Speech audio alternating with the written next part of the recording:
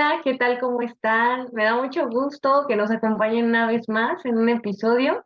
Hoy tenemos un invitado muy especial. Nuestra invitada del día de hoy se llama Isis Daniela Romo Franco. Ella actualmente está estudiando la maestría en el Politécnico en biomedicina y biotecnología molecular. Bienvenida, Isis. Hola, buenas noches. Hola, buenas noches. Y pues bueno, para comenzar, queríamos que nos cuentes un poquito acerca de esta rama. El tema de hoy es bioremediación. Entonces, cuéntanos un poquito acerca de esto. ¿Qué sabes de esto? Lo hemos estado viendo últimamente. Entonces, ¿nos puedes compartir un poquito? Claro, pues mira, te platico brevemente. La bioremediación es prácticamente una estrategia que se busca aplicar en la actualidad, donde se planea utilizar seres vivos o productos derivados de estos seres vivos para tratar contaminantes. Estos contaminantes pues pueden ser, por ejemplo, plástico, pueden ser hidrocarburos, por ejemplo, del petróleo o incluso también pueden ser metales pesados o colorantes que se utilizan, por ejemplo, en la industria del calzado o cosas similares. Entonces, ¿por qué es interesante esto? Pues prácticamente porque es una estrategia alternativa al tratamiento de estos contaminantes. Ha vuelto sumamente necesario ya que conforme hemos ido evolucionando como humanidad, vaya, también hemos incrementado pues la cantidad de contaminantes que producimos. Entonces, creo que esto es lo interesante, ajá. Suena muy padre. ¿Y nos podrías como comentar un poco más cuáles son esos factores que garantizan que se lleve a cabo? Sí, claro, pues prácticamente depende, depende del objetivo que se busque como atacar con estas técnicas de bioremediación. Por ejemplo, la bioremediación se puede utilizar pues para tratar cuerpos de agua contaminados o también se puede utilizar, por ejemplo, como les comentaba, ¿no? Para tratar plásticos, microplásticos, etcétera. Entonces, ¿de qué va a depender que sea exitosa esta técnica? Pues de la estrategia que se utilice durante la bioremediación, ya que en la bioremediación podemos aplicar de manera general dos estrategias. La primera estrategia es enriquecer, como quien dice, el medio donde están estos seres vivos, que por lo regular se enfoca en el uso de microorganismos, por ejemplo, pueden ser bacterias o hongos, ¿no?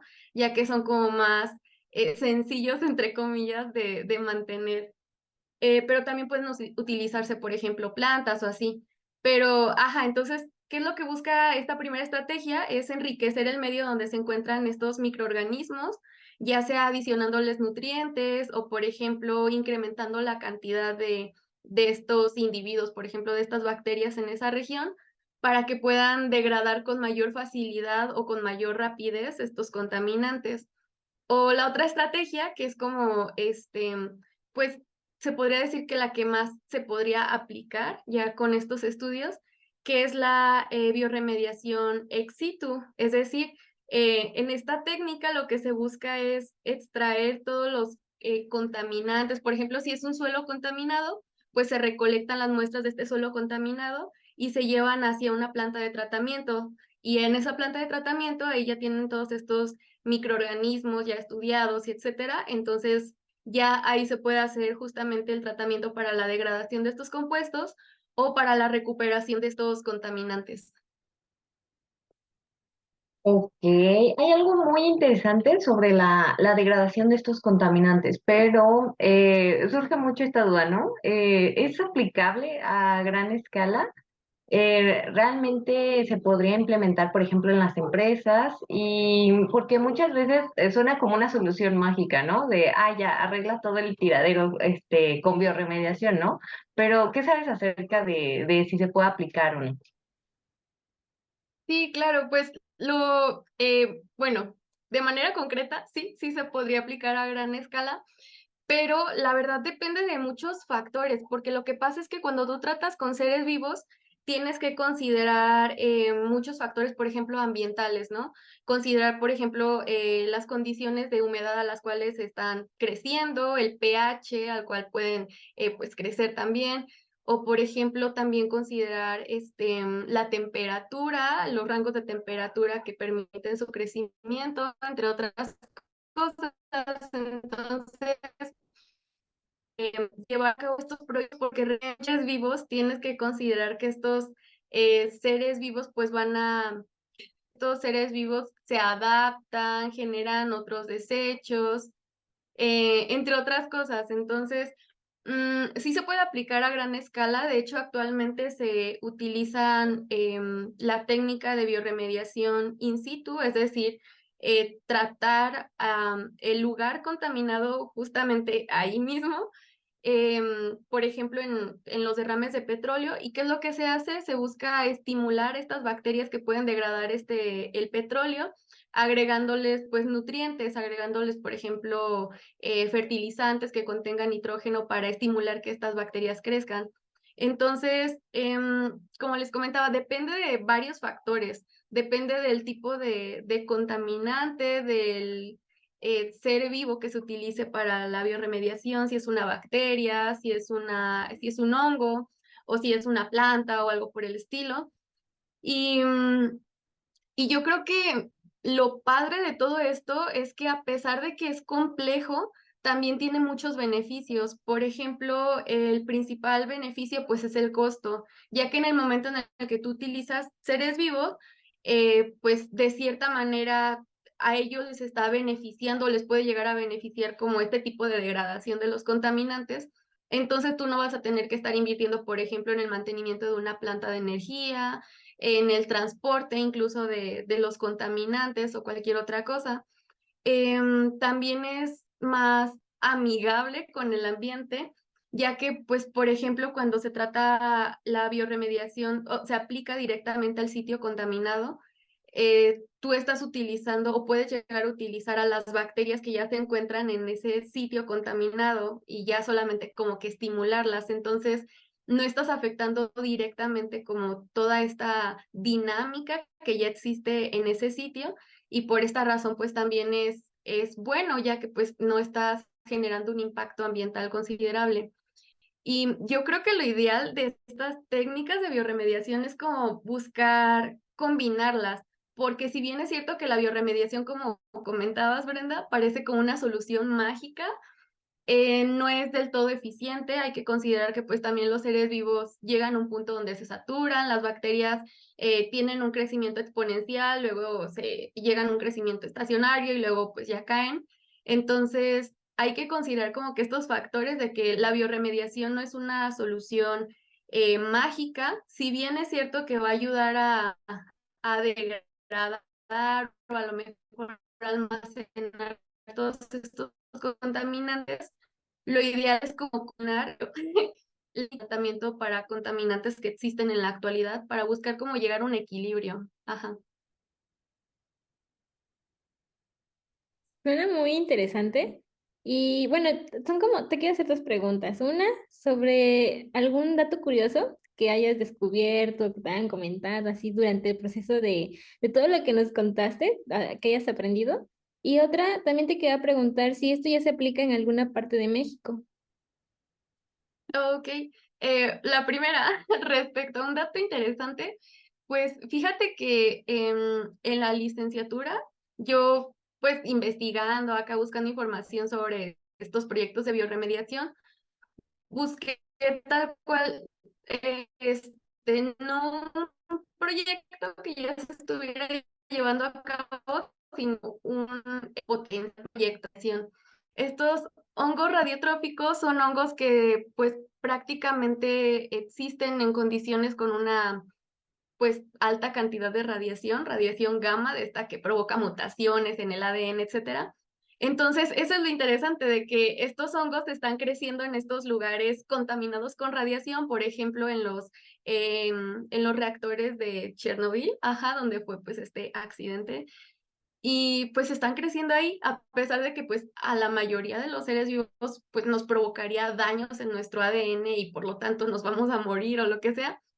En el caso de ellos están creciendo ahí, y además lo interesante es que están utilizando esa energía de la radiación gamma para producir su propia energía, para seguir creciendo, para seguir alimentándose, etcétera. Entonces, Yo creo que eso es muy interesante porque sabemos que la energía, pues basada en la radiación, es muy útil.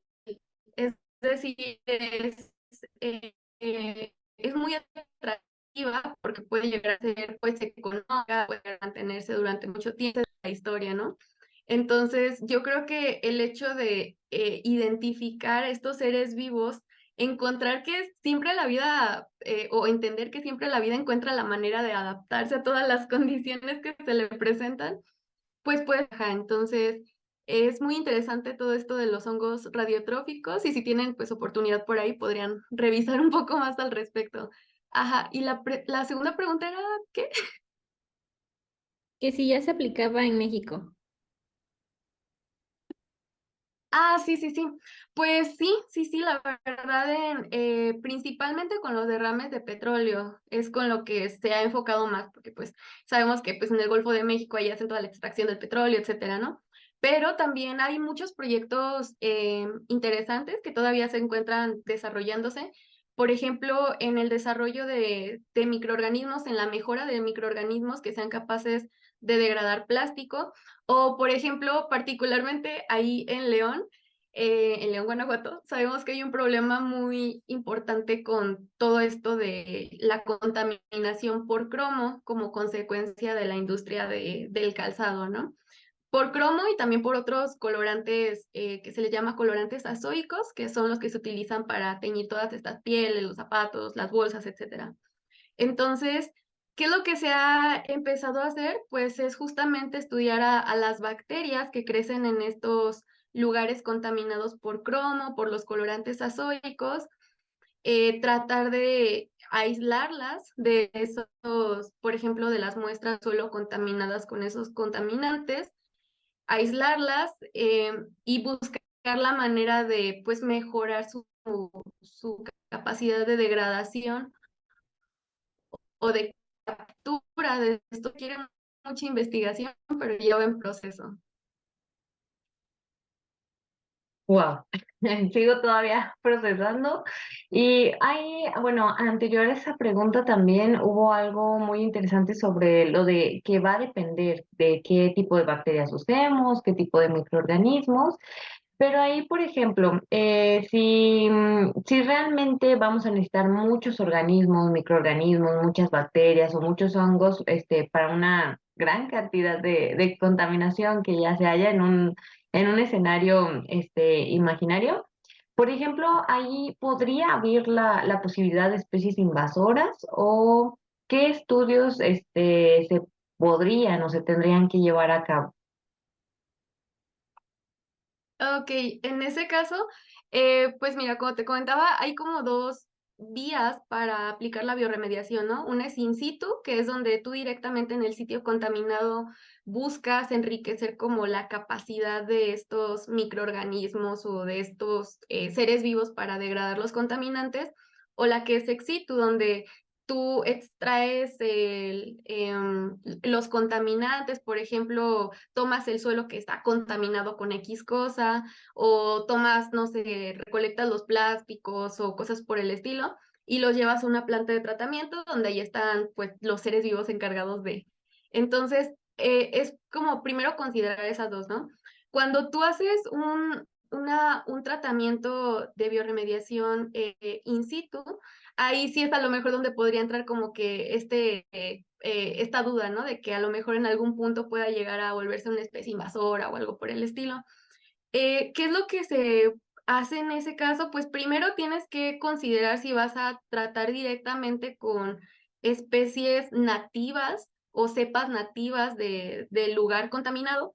Por ejemplo, si estamos hablando de suelo, pues vas a lo mejor estudiar a esas bacterias que ya están creciendo en ese suelo, que ya estaban ahí y que ya por su misma presencia se lograron adaptar pues a estos contaminantes, ¿no? Entonces, en ese caso, tal cual no habría, o sería complicado pensar que puedan llegar a volverse una especie invasora, porque pues ya eran especies o cepas que ya estaban en ese lugar.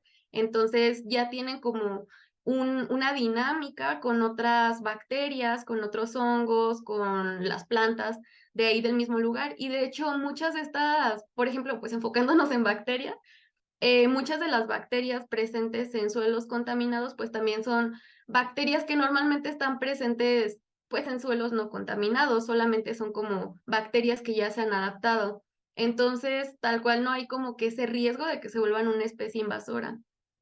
A lo mejor si tú buscas como agregar otra especie que identificaste en otro país, en otro lugar o algo por el estilo, que es capaz de degradar esos contaminantes y la vas a agregar a ese sitio, a lo mejor ahí sí podría llegar a existir la posibilidad de que se vuelva una especie invasora.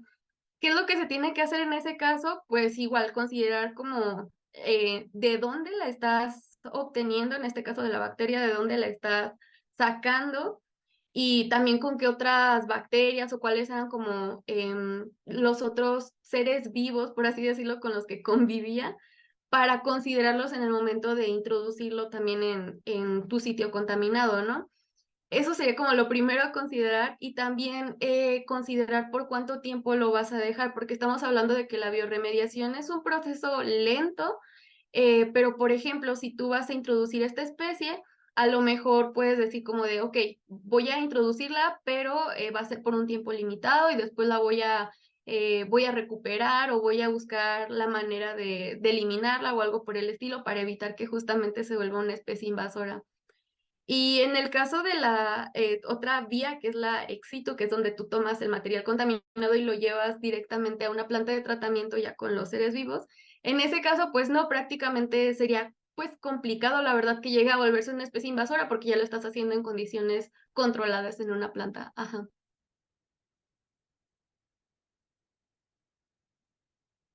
Wow, suena muy, muy interesante y bueno, tal vez no se enfoca tanto en la pregunta, pero por ejemplo, de lo que nos comentaste, ¿qué pasaría si crece y se vuelve, cómo dijiste? Una especie invasora. ¿Qué pasa? O Ajá. sea, ¿cuáles son esos efectos? Ay, pues los efectos de las especies invasoras son terribles. Porque, bueno, no solamente enfocados en bacterias, ¿no? O sea, en general, cuando tú introduces una especie en otro lugar sin hacer los estudios adecuados, por ejemplo, bueno, un ejemplo muy conocido es el caso de los hipopótamos de Pablo Escobar, que pues se salieron de control, ¿no? O sea, el señor pues se los llevó como mascotas y lo que sea, y ya de repente ya en Colombia tienen un montón de hipopótamos y se vuelve una especie invasora porque como no era su lugar pues de origen, no tiene depredadores naturales que le ayuden como a controlar su población, ¿no? Entonces, en sí los efectos de las especies invasoras son pues pueden llegar incluso a modificar el ecosistema de una región, ya que pueden alterar, por ejemplo, bueno, en el caso de los hipopótamos, pues a lo mejor como son depredadores, ellos también pueden llegar a, no sé, empezar a atacar otras especies que a lo mejor son herbívoros, un decir, y pues en el momento en el que atacan estos herbívoros, no sé, se sale de control el crecimiento del pasto, lo que sea. Un decir, ajá. Entonces, en el caso de las bacterias o que sean, por ejemplo, también hongos o incluso plantas que puedan llegar a introducirse a otra región donde previamente no estaban, pueden llegar a alterar también el ecosistema, pueden llegar a alterar, por ejemplo, el pH del suelo, que puede influir en el crecimiento de otras plantas de la región, que ya no van a crecer o que a lo mejor solo va a crecer un tipo de planta. En el caso de bacterias, puede llegar a afectar a otras bacterias que son necesarias para que pues, las plantas fijen nitrógeno, por ejemplo. Entonces, si afecta a estas bacterias, las plantas no van a crecer porque no van a tener nitrógeno para crecer. Entonces, sí es, o sea, yo creo que lo importante de todos estas técnicas de biorremediación es ver que, claro que son una solución muy viable, la verdad, pero hay que hacer muchos estudios, hay que hacer estudios porque no es tan sencillo como introducir, no sé, una máquina y que te esté haciendo ahí todo el trabajo, ¿no? Es un ser vivo que tiene interacciones con otros seres vivos, que depende del ambiente, que, no sé, que te va a producir incluso otros desechos y hay que saber qué hacer con esos desechos. Entonces, se tienen que hacer estudios complejos, ajá. Wow, yo creo que nos diste muchas pautas para pensar en eso, bacterias que comen plástico, hongos que tienen, que alimentan de radiación, todo eso son varias cosas que hoy en día pues como que son necesarias porque ya no hay espacios limpios, ya no tenemos agua limpia tampoco. Y para ir finalizando, no sé si nos puedas comentar sobre las personas que se quisieran dedicar a esta rama, qué tendrían que estudiar, qué carreras están relacionadas, dónde, en qué institutos, si tú has realizado alguna investigación, ¿podrías hablarnos un poquito de eso?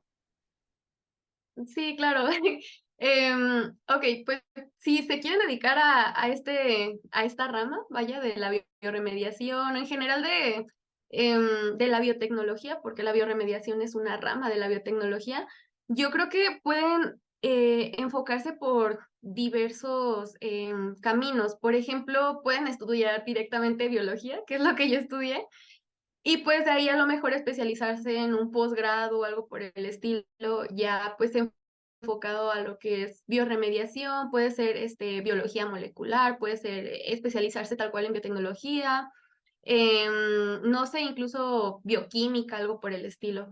O también pueden, en general, yo creo que las carreras relacionadas con lo que son las ciencias naturales y exactas, por ejemplo, pues biología, incluso yo creo que también QFB podría entrar de alguna manera con todo lo de la química que llevan detrás, o licenciatura en química, biotecnología directamente, ingeniería en biotecnología. Creo que los podrían llevar como que a esos caminos, pero lo importante es que desde un principio o sea, te pongas como que a buscar toda esta información. Hay muchos artículos en internet, afortunadamente, de acceso gratuito, donde pueden ir checando como que poco a poco toda esta historia de la bioremediación, para que pues vayan definiendo pues su camino. Ajá. ¿En qué instituciones?